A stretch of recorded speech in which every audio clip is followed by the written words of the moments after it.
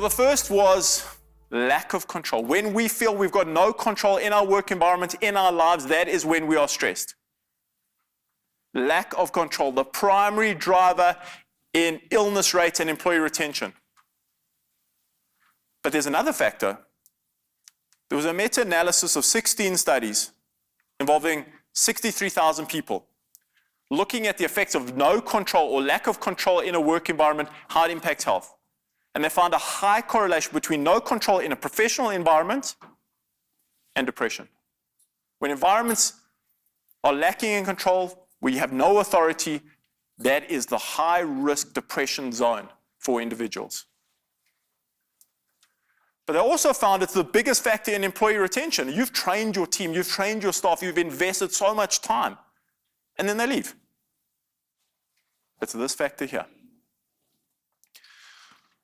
So that's what they discovered, but I'd like to bring in another study. So the US government at the moment is spending $174 billion every single year on healthcare costs that are related to the work environment directly. So they got a team together from Harvard and Stanford University to look at the collective research out there and come up with advice in terms of policies that can mitigate this potential cost. So the teams at Harvard and Stanford came together, collaborated, they went through all the literature, all the relevant literature. At the end, they took only 228 studies. And they looked at 10 different stresses in the professional environment and 4 different health outcomes. And this is what a loss of control in a professional environment does to premature death. It increases your risk of dying prematurely by 44%. It is safer to be unemployed. It is safer to be in a room full of smokers than to have no control in your professional environment, according to Harvard and Stanford University Collaborative Report. The second area that was identified was lack of support. Lack of support is a major driver in mental health issues and cardiovascular issues. And it's not just support from superiors, it's support from colleagues. And so many organizations try and bring out the best in individuals by vetting them against each other. Big mistake. Because that is associated with a 37% higher risk of physical health issues. It's associated with a 20% risk of chronic diseases.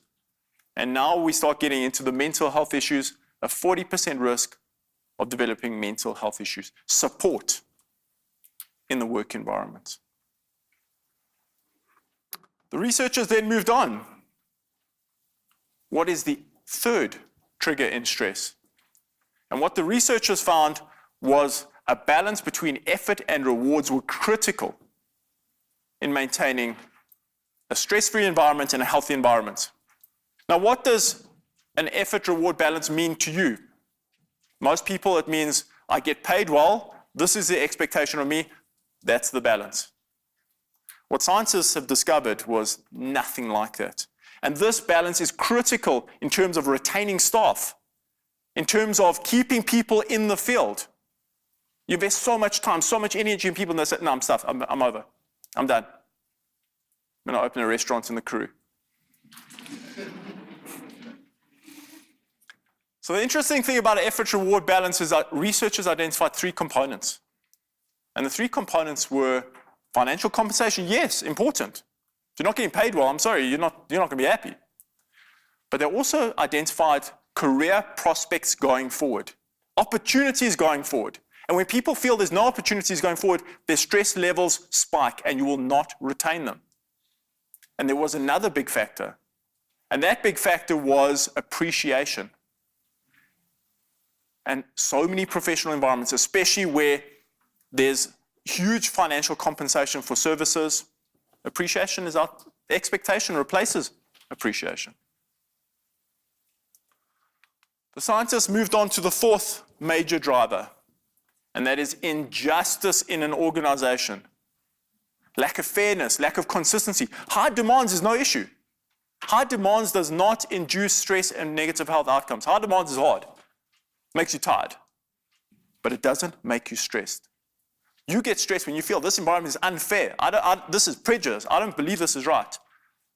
Fixate on it. You dwell on it. Your stress axis is activated.